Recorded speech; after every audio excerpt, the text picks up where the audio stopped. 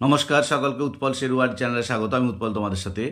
আজকের ভিডিওতে আমরা ক্লাস 10-এর lesson 3 the passing away of Bapu এই গদ্যাংশের শেষে যে রাইটিং অ্যাক্টিভিটিস অর্থাৎ এক্সারসাইজ 15 এবং 16 এই দুটি এক্সারসাইজের উত্তর নিয়ে ডিটেলস আলোচনা করব।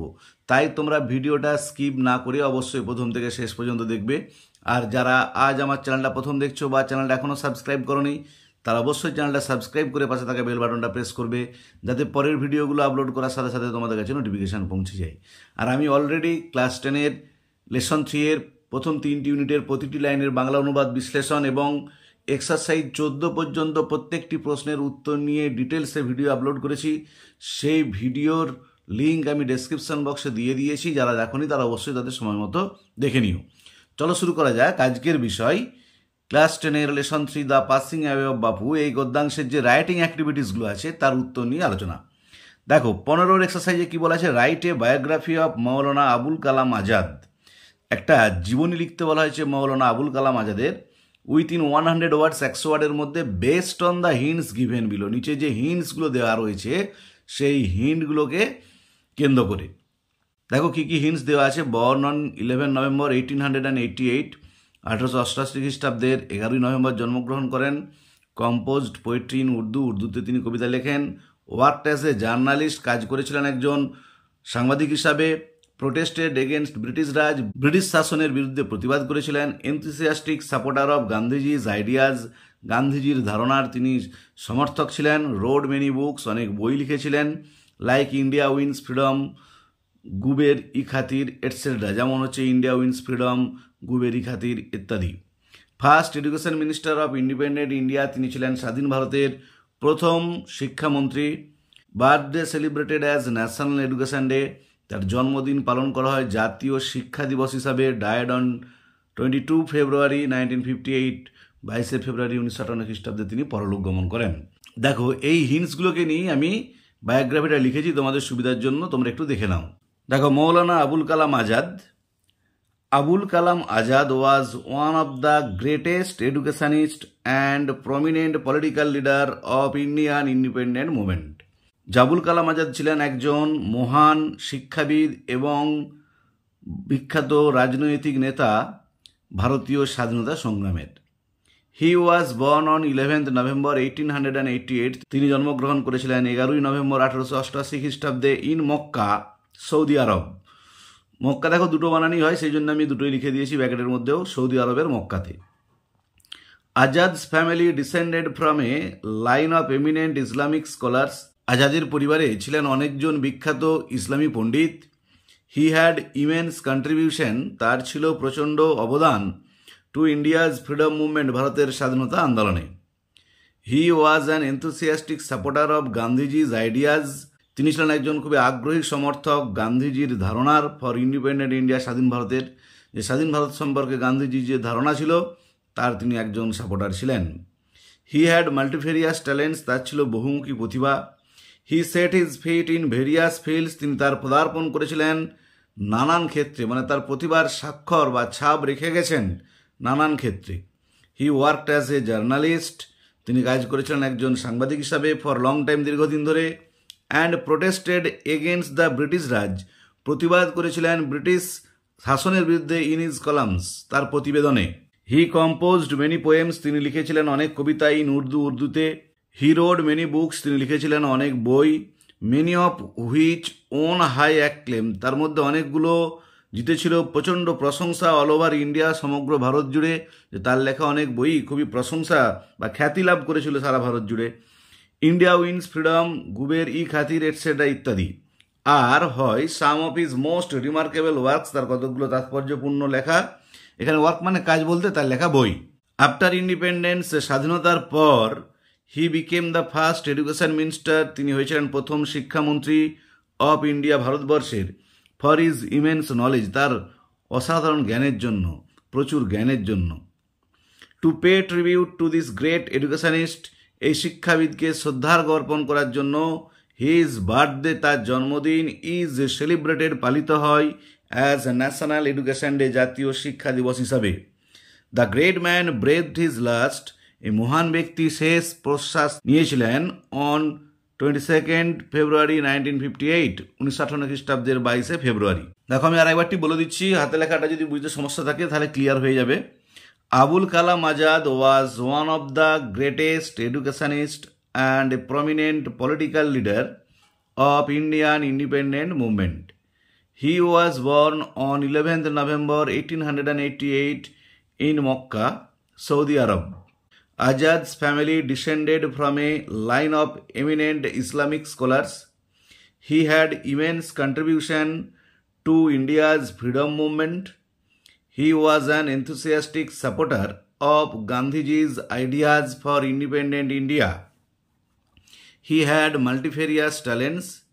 He set his feet in various fields. He worked as a journalist for a long time and protested against the British Raj in his columns. He composed many poems in Urdu. He wrote many books, many of which won high acclaim all over India. India Wins Freedom, Guberi Khatir, etc. are some of his most remarkable works. After independence, he became the first education minister of India for his immense knowledge. To pay tribute to this great educationist, his birthday is celebrated as National Education Day. The great man breathed his last on 22 February 1958. এরপর exercise 16টা দেখো কি বলা আছে, use the following flowchart to write a paragraph. নিচের ফ্লোচার্টটা ব্যবহার করে একটা প্যারাগ্রাফ লিখতে হবে উইথিন 100 ওয়ার্ডস, 100 ওয়ার্ডের মধ্যে, on how A building is constructed, কিভাবে একটা বাড়ি নির্মাণ করা হয়। দেখো এখানে কি কি ফ্লোচার্টে পয়েন্টগুলো দিয়ে আছে।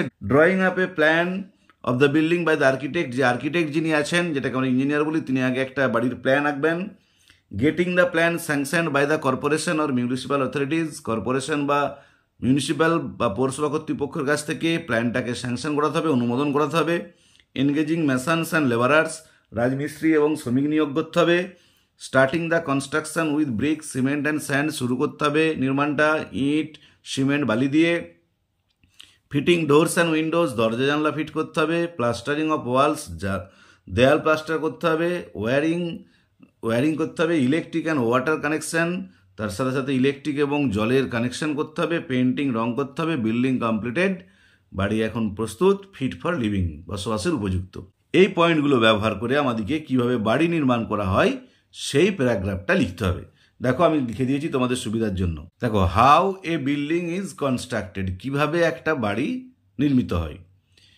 One of the 3 primary requirements of human life, মানুষের যে মৌলিক চাহিদাগুলো আছে 3টে, তার মধ্যে একটা ইজ শেল্টার, হয় আশ্রয়। যে মানুষের যে 3টে মৌলিক চাহিদা, খাদ্য, বস্ত্র, বাসস্থান, তার মধ্যে একটা হলো বাসস্থান বা আশ্রয়। সিভিলাইজড মেন, সভ্য মানুষেরা, কনস্ট্রাক্ট বিল্ডিংস, বাড়ি নির্মাণ করে, in order to secure this requirement, এই চাহিদাটাকে নিশ্চিত করতে, পূরণ করতে। কনস্ট্রাকশন অফ এ বিল্ডিং, একটা বাড়ি নির্মাণ, goes through a chain of well planned activities, চলতে থাকে একটা সুপরিকল্পিত কর্মপদ্ধতির মধ্য দিয়ে। ফার্স্ট অফ অল, সব থেকে প্রথমে, plan of the building is drawn, বিল্ডিংটার একটা প্ল্যান বা খসড়া আঁকা হয় বাই দ্য আর্কিটেক্টের দ্বারা, যিনি ইঞ্জিনিয়ার আছেন তার দ্বারা। নেক্সট, তারপর the plan is duly sanctioned, ওই প্ল্যানটাকে অনুমোদন করাতে হয় বাই দ্য কর্পোরেশনের দ্বারা, অর মিউনিসিপ্যাল অথরিটি, অথবা পৌরসভা কর্তৃপক্ষের দ্বারা। দেন মেসন্স অ্যান্ড লেবারার্স আর এনগেজ, তারপর রাজমিস্ত্রি এবং শ্রমিক নিয়োগ করতে হয় two execute the construction work, ওই নির্মাণ কাজটা চালিয়ে যাওয়ার জন্য। ব্রিক্স, ইট, সিমেন্ট, স্যান্ড, বালি এটসেট্রা আর বট, কিনে আনা হয় অ্যাকর্ডিং টু দ্য এস্টিমেট, যে এস্টিমেট অনুযায়ী, যেমন এস্টিমেটটা আর্কিটেক্ট দিয়ে থাকেন বা ইঞ্জিনিয়ার দিয়ে থাকেন, সেরকম এস্টিমেট অনুযায়ী বালি, সিমেন্ট, রড এসব কিনে আনতে হয়। When the construction is primarily completed, যখন প্রাথমিকভাবে নির্মাণ কাজটা শেষ হয়ে যায়। Doors and windows are fitted, দরজা জানলা লাগানো হয়। দেয়ার আফটার, তারপরে দ্য ওয়ালস আর প্লাস্টার্ড, দেয়ালগুলো প্লাস্টার করা হয়। Then electric wiring and fittings are done, তারপরে ইলেকট্রিকের ওয়ারিং করে ফেলা হয়। Electric and water connection are also made in the meantime, ইতিমধ্যে জল এবং বিদ্যুতের কানেকশনও করে দেওয়া হয়। Next, both inside and outside walls are painted, তারপরে বাড়ির ভেতর এবং বাইরের দিকের দেওয়াল রং করতে হয়। দাস এইভাবে the construction of building is finally completed, বাড়ি নির্মাণটা শেষ পর্যন্ত সম্পন্ন হয়। Now it is fit for living, এখন এটা বসবাসের উপযুক্ত। দেখো আরেকবারটি বলে দিচ্ছি। One of the three primary requirements of human life is shelter. Civilized men construct buildings in order to secure this requirement. Construction of a building goes through a chain of well-planned activities. First of all, plan of the building is drawn by the architect. Next, the plan is duly sanctioned by the corporation or municipal authority. Then masons and laborers are engaged to execute the construction work. Bricks, cement, sand, etc. are bought according to the estimate. When the construction is primarily completed, doors and windows are fitted. Thereafter, the walls are plastered. Then electric wiring and fittings are done. Electric and water connection are also made in the meantime. Next, both inside and outside walls are painted. Thus, the construction of building is finally completed. Now it is fit for living. তাহলে আজকের ভিডিওতে আমরা class 10-এর lesson 3 নয়নতারা সেগালের লেখা the passing away of Bapu এই গদ্যাংশের শেষে যে writing activities অর্থাৎ এক্সারসাইজ 14 এবং 15 এই দুটি এক্সারসাইজের উত্তর নিয়ে ডিটেলস আলোচনা করলাম। ভিডিওটি যদি ভালো লেগে থাকে অবশ্যই লাইক শেয়ার কমেন্ট করে জানাবে। আর যারা প্রথম দেখছো চ্যানেলটা তারা অবশ্যই চ্যানেলটা সাবস্ক্রাইব করে পাশে থাকা বেল বাটনটা প্রেস করবে, যাতে পরের ভিডিওগুলো আপলোড করার সাথে সাথে তোমাদের কাছে নোটিফিকেশন পৌঁছে যায়। আর আমি অলরেডি প্রথম 3টি লেসনের প্রতিটি লাইনের বাংলা অনুবাদ, বিশ্লেষণ এবং প্রত্যেকটি এক্সারসাইজের উত্তর নিয়ে ভিডিও আপলোড করেছি। সেই ভিডিওর লিঙ্ক আমি ডেসক্রিপশন বক্সে দিয়ে দিয়েছি, তোমরা অবশ্যই তোমাদের সময় মতো দেখে নিও। ভালো থেকো, ধন্যবাদ, দেখা হবে পরের ভিডিওতে।